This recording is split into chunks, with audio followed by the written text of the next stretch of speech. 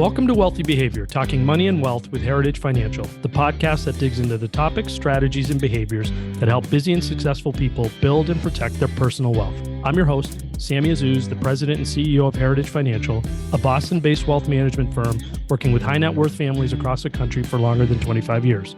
Now let's talk about the wealthy behaviors that are key to a rich life.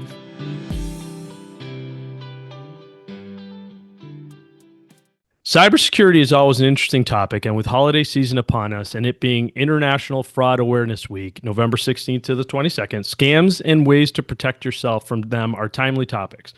Today we are joined by Mark Hurley. Mark is the CEO of Digital Privacy Protection LLC, a company that provides a personal digital protection service to the clients of wealth managers throughout the United States and Canada. He has co-authored several major white papers on the wealth management industry and cybersecurity. He previously was a managing director at Merrill Lynch and a vice president at Goldman Sachs. He also served as a presidential appointee at a bureau of the United States Treasury. Mark, thank you for joining us today. Well, thank you very much. Appreciate the opportunity to be here. Yeah, absolutely. It's a topic that's always on people's minds. So it's great that we have a week where we can highlight it and have a guest who can walk people through it. So what's the latest and greatest? What are some of the examples of new things that people should be worried about when it comes to protection and cybersecurity? What people have to understand is how fast all of this is moving. Okay. Cybercrime is bigger than the sale of illegal drugs now. It's going to more than double the next 3 years. It's a $10.5 trillion global industry. And when you think about your wealth and everything, the biggest risk to your wealth is not that the markets go up or down. It's that someone steals it. And I think the starting point for people to understand is that they've already agreed in writing on, say, their bank account or their custodial account that if money gets stolen and it's because of something they did or should have done, it's really at the discretion of the bank or the custodian to give the money back. I think that surprises a lot of people. My company works, as you mentioned, with families all over the U.S. and Canada. We've never had a family get breached and lose money, but every day someone shows up and they're stunned to learn that you really have a lot of risk if you don't take some basic steps to protect yourself. Now, the latest rage, to get more specifically to your question, artificial intelligence has changed everything.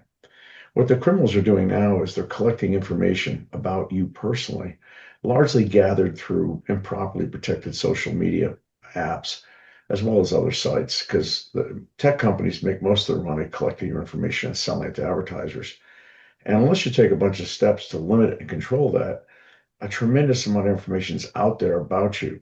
And what the cybercriminals are doing is they're using AI software to gather this info and profile you. And as a consequence, they know a tremendous amount before they even try to do an attack. Additionally, if you're using unsophisticated passwords, with a computer and ChatGPT, they've shown they can now correctly guess any 8-digit alphanumeric password. This is, uppercase, lowercase, numbers and symbols in less than 1 second. So the only way you can have a secure online account is you got to have at least a 20 to 25-digit randomly generated alphanumeric password that's unique. Otherwise, it's just really easy to be a bad guy now. So with that being said, if it's really easy, how much can you or should you be putting into protecting yourself? I know that might be a silly question, but I guess I'll rephrase it in that, can you take reasonable steps within the reach of the average everyday individual to protect yourself against some of these threats? Because maybe as long as you get the basics covered, they'll move on to an easier target, or is it that you really have to be outfoxing them at every turn? No, that's a great question. Look, if you just do the basic steps, it's very, very hard for the bad guys to get to you. The problem we have is that the internet came along 35 years ago, and there's never really been any widespread instruction on what the basic steps are. And think about this like driving a car. 1908, Henry Ford invented the Model T. 35 years later, if you know how to drive and all the rules of the road, you get killed pretty quickly. Here we are with the internet, and there's been no instruction. So what actually do you have to do? Number one, if you're going to use a device, you need to get really familiar with it and learn all the settings. And to operate, say, an Apple device, an iPhone, you need to engage about 60 different settings. If you're going to use an Android or Windows device, there's about 120. If you're going to use an app, well, first, you should do your homework and make sure this is a legitimate app, and then you need to get familiar with it and all the various settings that accompany it. Um, think about this. Your personal devices give access to all of your wealth and to your family. And the idea that you would just simply put some software on there that you're not really done your homework on is kind of crazy. But that's what people do today. There's it's sort of like a blindness to what kind of the risk might be out there. The other things that you have to do is if you're going to have smart home technology, and home Wi-Fi, you got to make sure you use sophisticated passwords. Otherwise, the criminal's going to get around it. Uh, but if you do that, in other words, you turn the right settings on your devices, if you use an app, you make sure it's legitimate, and then you figure out all the settings involved with it and turn them on. If you have smart home technology, do that. And if you ever use public Wi-Fi, you need to make sure you have some software that encrypts what you're doing so everyone else can't see what you're doing. If you do those things, it's extraordinarily hard for the bad guys to get to you. A classmate of mine from the academy, who used to be the Deputy Assistant Secretary of Defense for Cyber, said if everyone did those basic steps, which collectively are called basic cyber hygiene, 96, 97% of all cybercrime for individuals would go away tomorrow. But right now, it's just ridiculous too easy because people don't even think about this sort of stuff. I think in 5 years, 6 years from now, as the public starts to get smarter about this, when a child first gets their cell phone, the parents are going to say, before you can use the cell phone, okay, you got to make sure you understand how to use it properly. Right now, we just hand these things out to people. No one ever thinks about, okay, what risk could I be taking? What steps do I need to take? Well, there's a lot of little steps. None of this stuff is complicated. None of this stuff's expensive. So if we dig into those few points, which were very helpful, thank you. Is there a device or an ecosystem that you recommend over others? Well, one, we don't have any deal with any technology companies, just so we're clear, similar to you guys investing money. Yep. Apple devices historically have been much more secure to operate with. Originally, it was because they had such a small market share that the criminals didn't focus on building viruses for them. Now they're so big, everything has viruses for them. But Apple devices in general are more secure, but you have to also use those properly. For example, there was a Google engineer that showed off a couple of years ago at a technology conference where he'd figured out a way to send a text message to a cell phone, and the person didn't even have to open the text message, and it infected the device. And we know this because he went to Apple and warned them that he'd found this gap in their operating system, and he was showing off for all his friends at the conference, and so they patched it. So, I mean, again, everything can get breached. The other things, Android devices, Google is fundamentally in the business of collecting and selling your information. That is their business. And what's problematic about that is that criminals have figured out how to access that information too. And most of the really sophisticated attacks that we see where families lose substantial amounts of money, like we saw a family that showed up on our doorstep 2, 3 months ago who lost $6 million in an attack like this. They start by collecting a lot of information about you and they profile you. And the way the human brain works, if anyone's ever studied cognitive psychology, we don't take information in and analyze it. We actually have a bunch of shortcuts that are built in our brain to help us make quicker decisions. They're called heuristics. And what rarely happens is you start from a set of reference points and you apply information you get against those reference points. And so if the information is consistent with those reference points, it's very, very hard for someone not to believe the rest of the information. And so what the criminals are trying to do by collecting lots and lots of information about you, typically from social media accounts, they're trying to figure out your reference points. And they're doing this fully automated using AI software. So, back to your question, devices, all devices can be used safely if properly operated.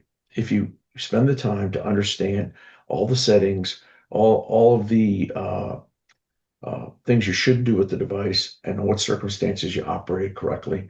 If you do that, very, very safe to operate online. If you don't, it really doesn't matter what device you have. How do you recommend that people do that? I'm thinking to whenever I buy a new car, I always have these grand ambitions to read through the manual, either in the dealership or in my driveway, and learn every single thing I can to get the most out of that car. And then reality sets in, and I'm basically learning the stuff that I want to know as I go along, which I suspect is how people operate with their phones. How do you learn how to use your settings? Do you make an appointment at the Apple store? Do Well, research it Apple's not going to online? show you these things because they want to collect your information and sell it to Okay. you. Look, this is not brain surgery. Okay, I always get this question: is there a list of all the settings you should learn? And keep in mind, one, no one in their right mind would ever publish a list because they're constantly changing. And then the liability for putting a list out that's inaccurate. And we're talking about millions of dollars being stolen. We're not talking about hundreds of dollars. So no sane party would put a list out there. But let's not make this too complicated. Okay. Do you know how to adjust the mirrors on your car? Do you know how? That I do know how to do, yes. Okay. Do you know how to put air in your tires? You do know you Maybe. got to change the oil every now and then. Okay, Yes. this is not brain surgery. The problem isn't actually figuring out the settings. It's that the companies really hate it when you turn them on. So as a consequence, every 6 to 8 months they change them. Like with our clients, for example, we used to come in and update them manually. We're now coming in every 4 months because give you a sense of the magnitude of how much money is involved. Uh, Meta, which has Facebook and Instagram, they make $60 billion a year collecting information and selling it to advertisers. Amazon makes more money selling your information to advertisers than they do selling you product. So what these companies do is they really don't like it when you turn these settings on. So, but they can't not have you do that because they'll get sued. So they just change them. And so the real key here is figuring out what they are, spending some time doing that. It may take you a couple, 3 hours, not the end of the world on your device. The real time consuming one is actually the apps. And the Okay. question is what apps you're going to use. And my advice on that is less is more. You only want to use an app if you absolutely need it and you've done your homework on it. And you never, ever download an app directly from the company. You always take it from the Apple site or the Google Play site because it's very easy for criminals to put fake apps in front of the ones on company sites. And the fake ones actually have computer viruses in them. Are there email providers that you think do a better job of? I'm always struck with, people still emailing me from AOL. Not sure if they've stayed on top of their Email cyber, huh? or Gmail. You Or Gmail. You're understand? not a fan of Gmail? Free email, there's a reason it's free. Ah, okay. They're reading it with computers and selling the information. Now, look, let's not all get paranoid. I'm not saying get rid of your Gmail account or anything like that. The question is what information do you put in an account where someone else has the right to read it automatically and does using computers? The real Achilles heel for people is not those accounts. It's that on all of your financial accounts, the companies will allow you to put in a different email for what is called account recovery purposes. And most people look at this and sort of ignore it. And the reason it's so important is if I find a way to get into your daily use email, I could go off to your bank account or your custodial account and click on the forgot password link. And then what we do is I'd resell your passwords. And it happens all the time. The way you prevent that is you can put in a different email for what is called account recovery purposes. And then what you get is a pay for email. We use a Canadian company for our clients called OpenSRS. It costs like $10 a month if you want to get it on your own. And you never want to use a free one because it's very easy with criminals and AI software to figure out which one is the recovery email otherwise. And you put this only on your accounts for account recovery purposes, and you make it so it's not easily accessible on your device. That way, if someone steals your device after watching you put the passcode in, they can't get into your email and start changing all of your passwords. Dual factor authentication, I would imagine, is helpful. Yeah, I mean, it is, but it has its limits. Now, Okay. there isn't a financial services company out there today that won't, that at least has a clue that won't require you to get both a password and then they send you a code when you try to log in. That's what multi-factor authentication is. Cyber criminals are innovating at an alarming rate.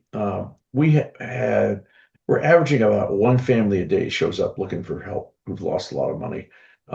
And we had five in one day last week. And what's been striking over the last dozen or so attacks that we've seen is the emergence of a new type of computer virus called a RAT, remote access technology malware. And if they can get one of these onto your device, and they're very clever in how they do it, they either package it in something else you're not expecting. I mean, they understand human psychology extraordinarily well. And you get this on your device, well, simultaneous to you receiving the multi-factor code, they receive it. And additionally, what the criminals increasingly are doing is they are hacking into telecom accounts, your AT&T account, your T-Mobile account, and then diverting where the cell phone signal that's supposed to go to your cell phone goes to their phones. And that's where they can intercept this stuff. So it's like an arms race. We do one thing, they do something else. Everybody it's back and forth, back and forth. Uh, but the starting point, as we began this call with, if you aren't doing good basic cyber hygiene, settings on your devices, settings on your apps, making sure that you set up your home network securely, and that whenever you're on public Wi-Fi, you encrypt your online traffic. It really doesn't matter what you do. They're going to get it. It's going to be very easy. How do you encrypt your online traffic when you're with public Wi-Fi? And then, secondarily, so as not to forget, what password advice do you have for folks? Yeah, that's great. One, online, whenever you're on a public network, you have to understand everyone else on that network can look into your device and see what you're doing. And there are people who sit all day at Starbucks or hotel lobbies, sipping coffee, working on a computer, and what they're doing is copying passwords, and they can make a lot of money selling them to other criminals.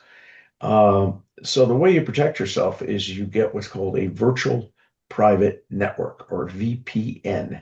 We recommend a company called Surfshark. Again, we don't have any bargain with these guys, but it's military grade software. It's very, very good. And you need to turn it on whenever you're going to use public Wi-Fi. Now, there's a catch to this. It can make it challenging to connect to certain sites because it keeps you completely anonymous. And a lot of sites don't like it when they can't figure out who you are because they can't make money off of you. So it requires a little bit of patience, and you may have to turn it off to connect to a site and then turn it back on.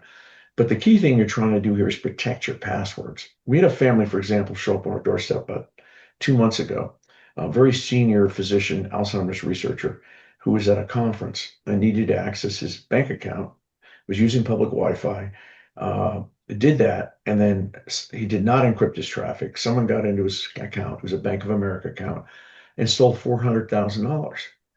And they went to Bank of America. Bank of America said, "Read your agreement, not our problem." Sorry. We had a family in Northeast lose $360,000 out of a Chase account. Same exact thing.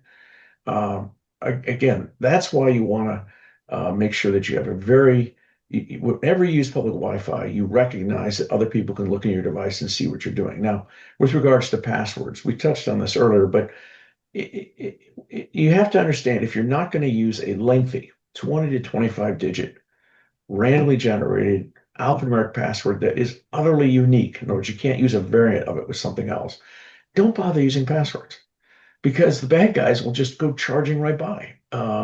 Additionally, there was a press release that came out about 2 months ago that was kind of hushed up by these companies. But Google, Apple, and Facebook regularly collect all your passwords and user IDs. Now, what it is when you buy a device from a store, it is set up to automatically record your user IDs and passwords because it helps them export your information to them, these people. Now, as I mentioned, if you turn settings on your device, you can prevent this. But if not, all of your credentials for every account you've accessed with it is sitting there. Well, these companies are scooping up these passwords.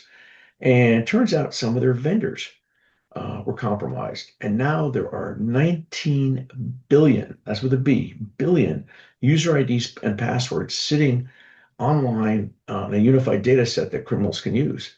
So, my strong advice would be if anyone here has not reset their passwords anything time recently, you probably might want to do that. Uh, and a secure password, again, is one that's lengthy, randomly generated, and is utterly unique. And So you get those strong passwords that Apple will generate for me, are those fine? No, and you do not want to use the Apple Password Manager or the Google Password Manager, Okay. period. Those are way, way, way too easy for the criminals to get into. What you want to do is get a real password manager. We use a company called Keeper. We Okay. like it because it's widely used, it's independently vetted, and most importantly, it's really easy to use. The average age of one of our clients is way north of 70. We use Keeper at Work as well, I think. Yeah, it's very simple. And the software will have the ability to generate the passwords for you. The great thing about Password Manager is once you get it set up, you're now digitally organized. You got all your accounts in there. You have all the links to connect to them and any of your passwords. So all you have to remember is the password to the password manager. We even set up for our clients so they can use facial recognition to get in. Makes it really easy.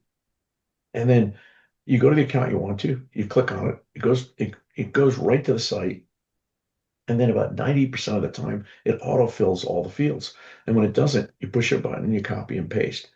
I mean, it takes a little work to get these things set up. Once they're set up, man, it's easier to operate safely online. Are there any apps or services that will look and see what logins you have online at different websites over the last Yeah. 35 years and start shutting those down? No, let's understand there's all kinds of people trying to sell all kinds of things out there. And there's particularly ones offering to take your information offline. Do not waste your money. Okay. Now, the whole basis of these services is that there's a federal statute says that if you have information in a database, you can go to that database and say, remove my information. And so that's what the companies market. Oh, we'll remove your information. What they don't tell you is that the same statute has a codicil to it, which says if the same company has information in another database, they can move it over. And so these companies have tens of thousands of databases. And so the nanosecond after you're out of one database, the information comes over from another. Additionally, your city, county, and state sell them your information. It's one of the core sources of revenue for local governments. So it's like a game of whack-a-mole.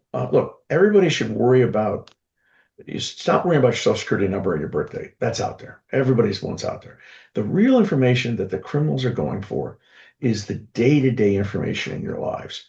And a simple example, let's say you have a social media account and you have them turned on all the various settings. And there's a lot of them for certain social media accounts. Meta has 80, for example. Uh, your location is being tracked constantly. And what burglars have figured out is how to get that information. And 80% of the time when a house is burglarized in the US, which happens about 900,000 times a year, uh, the burglars are actually going into the social media accounts to figure out which houses to rob and when to rob them. I mean, this is goes beyond just things you would not think of would be creating risk are actually being created by it or created through this. So look, I think you have to think about this as there's a tremendous amount of information in my day-to-day lives out there. Unless I go in and turn on settings and limit who can see that information. That's the real challenge and what information can be collected. Uh, what involves spending a fair amount of time figuring out if I want to use the app, what settings I have to turn on, and then regularly going back in and updating the settings because the company is going to change them fairly frequently. Any things you can do to protect yourself in case things fall through the cracks and you're not aware of? Identity theft and protection, Yeah. insurance providers. What's your Yeah. view on One, that? I would not waste your money on identity protection services. They are a lot like a pregnancy test. Whereas what you really need to do is birth control. By the time you get notified that your passwords have been stolen, I assure you your accounts have had money stolen from them. It's not a bad thing to track online as a backup, but you need to take the first steps to prevent this from happening. Okay. And the first steps are all the things I'm talking about, which are sophisticated password settings, some really basic technologies. Um, the identity protection Hey, service, Mark, can you follow, just clarify on that, just to push back a little bit? I get a lot of notifications. Oh, your data was stolen at Target or blah, blah, et cetera, et cetera. I get them all the time, but I've never had money flow out of my account. So yeah, what, those notifications are companies trying not to get sued. okay. Um, uh, Look, identity theft is not a material threat to your wealth. Okay. Okay. And I know people find that hard to believe because there's so much hype online with LifeLock and Aura running ads. They're washing money. They're trying to get customers. Identity theft is used to steal your credit. Now, you don't want to get your identity stolen because it is a giant pain in the you know what to fix. But the reality is that by federal statute and federal regulation, if you're not maliciously involved and someone steals your credit, you're not liable. Now, I had a credit card stolen it took like 5 years to get it off my credit report, but I never had to write a check. The real risk to you is they get into your bank or custodial accounts because you're not Hmm. getting money back if they get into there. Additionally, there's companies that peddle will get your information off the dark web or something has shown up on the dark web. Let's explain what the dark web is. There's part of the internet where criminals and terrorists swap and try to sell information. And most of the people who steal your passwords actually don't have offshore operations. So that's where they sell them. And there are services you can use that will let you know if someone's trying to sell one of your passwords. Well, at that point, they already have one of your passwords, and they've probably already stolen a substantial amount of money. But getting notified is not a bad thing because then you can at least try to fix something afterwards. The identity protection services, that's what their core protection is. And keep in mind, they're very problematic for a couple of reasons. Aside from the fact that they don't prevent you from getting breached, they just let you know what happened. A core part of their business is collecting your information and selling it. So they're making your cyber privacy worse. And what the criminals are doing is taking your breaching your cyber privacy to get around the protections on your cybersecurity. Even worse, they give their customers a false sense of security because they include either insurance or reimbursement guarantees. And I think if you actually read the insurance carefully, you realize it's really not that valuable. Typically, most of the ones we've seen, there's an out for the insurer for what's called simple negligence. And if any of your listeners are attorneys, they will tell you that means if you made a mistake anywhere along the way, they have no liability, and everybody makes mistakes. Number Hmm. two, they're set up as umbrella policies. So, say a tornado came in and hit your house. Your insurance company would come in and write you a check less your deductible. Here, they're the second line of insurance. So in other words, you have to go and sue your advisor, you got to sue the bank, you got to sue the custodian, and you got to spend millions of dollars of your own money, try to collect what you can, even if it's not likely you're going to win, you have to go through that whole process. And that takes years. And then and only then you can take them to arbitration. And if you lose the arbitration, there's a material chance you'll have to pay their legal fees. I don't think they've ever paid a material claim to anybody, but they give you this false sense of security because they have this enormous dollar amount that theoretically you're protected against, but collecting is extraordinarily hard. How about some kind of miscellaneous one-offs like Venmo, Apple Pay, Alexa in your home, listening to everything you're Yeah. doing? Any words of wisdom or caution there? Yeah, one, Venmo and PayPal, all those kinds of things, um, uh, Zelle, criminals like them because they're not as well protected as banks and custodians are in terms of protections. But more importantly, they are a vector to get into those accounts. Hmm. But they're safe to use if you do all the things I'm talking about. A Right. lengthy, sophisticated password. If you're on public Wi-Fi, you encrypt your online traffic so you don't give away the password. And you engage multi-factor authentication. You take all the basic steps that we've talked about. Um, Alexa, is sort of an extension of the this whole notion of let's give more information out to strangers about what we're doing. Yep. Uh, and you can actually have an Alexa and it's safe, but you have to make sure you go to the online account and turn on all the privacy settings and all the Okay. security settings. Otherwise, you're just basically broadcasting. You know what the number one way that home networks get breached is through security cameras because people Hmm. don't set them up securely, and they typically come with an online account where they haven't set that up securely. And so it's like saying, "Here, come look inside my house and see what's going on." I want to take you out on this because we get a lot of questions. I would say it's in this topic, maybe the biggest question we get. How to protect older family members, or how older folks can protect themselves as they start to, sadly forget some of the basic things that they should be aware of when it comes to these scams. Yeah, and the key thing is family members have to get involved with Okay. older family members to protect them. Um, the part that's really scary to us, and again, we see everything because when someone gets breached, we don't we help anybody regardless of whether they're a client of ours. We do it pro bono. That's our vocation. That's our mission. But we're increasingly seeing that the local criminals, the guys with the guns, are starting to use cyber tactics. And so family members have to really be careful in watching their elderly family members for this stuff. I'll give you a recent example.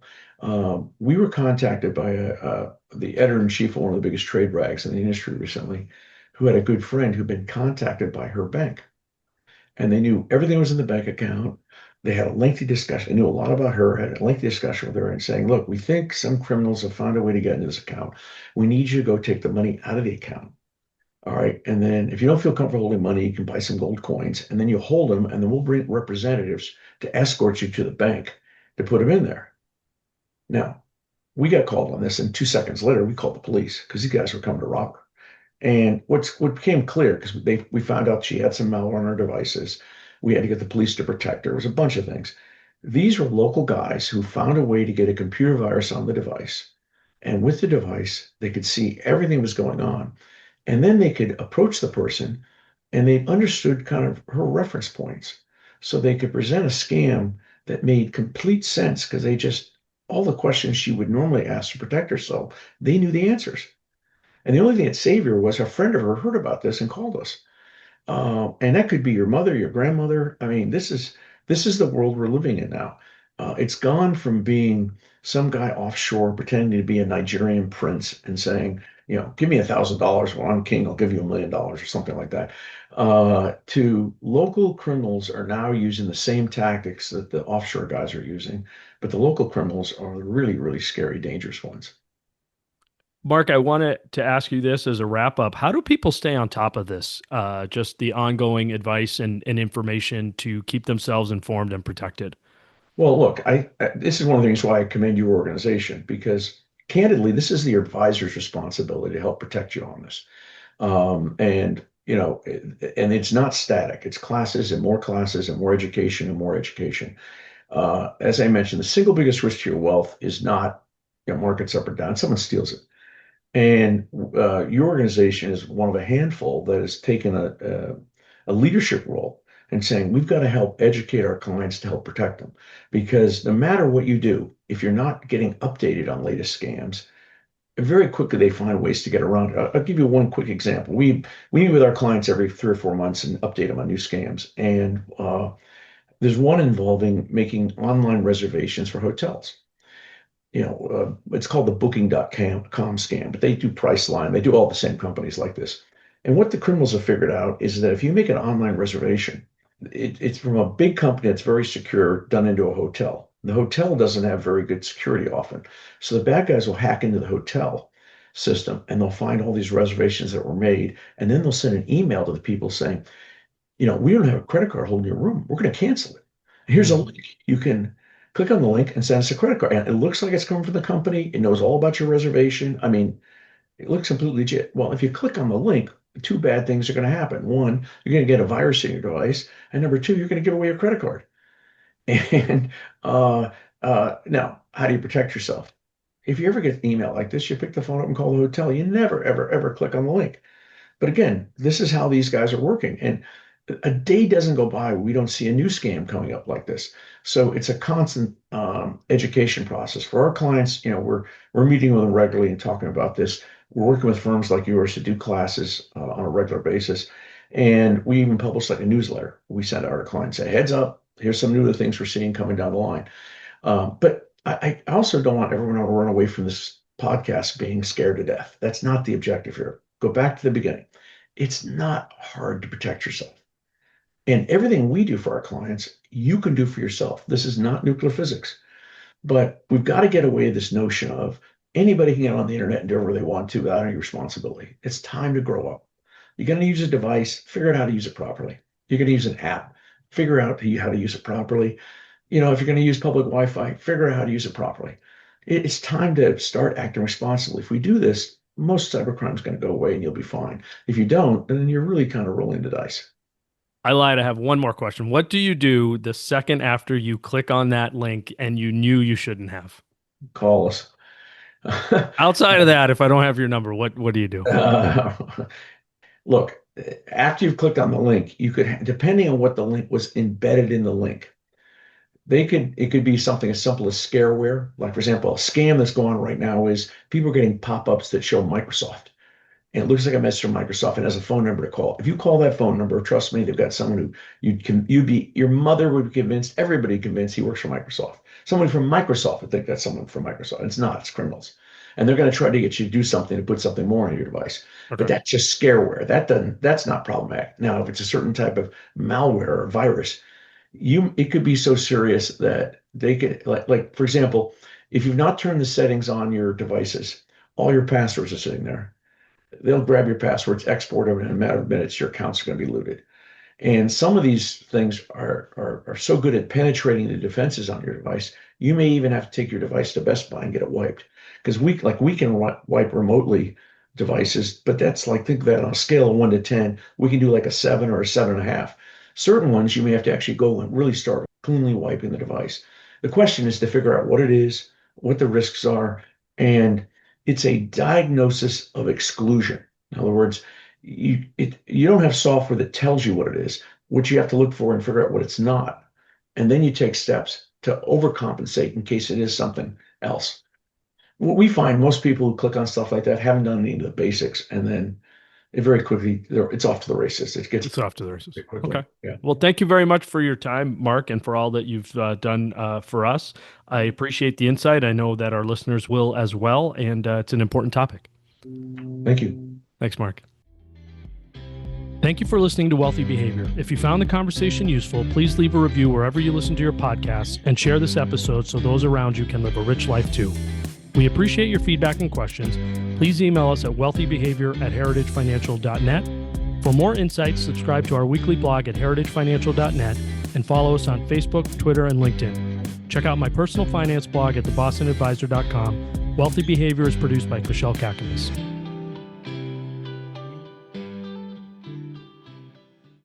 This educational podcast is brought to you by Heritage Financial Services, LLC, located in the greater Boston area.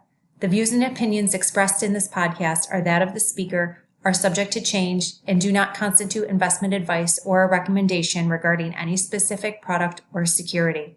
There is no guarantee that any investment or strategy discussed will be successful or will achieve any particular level of results. Investing involves risks, including the potential loss of principal. There has not been and will not be any compensation exchanged between Heritage Financial Services and podcast guests or recommended resources.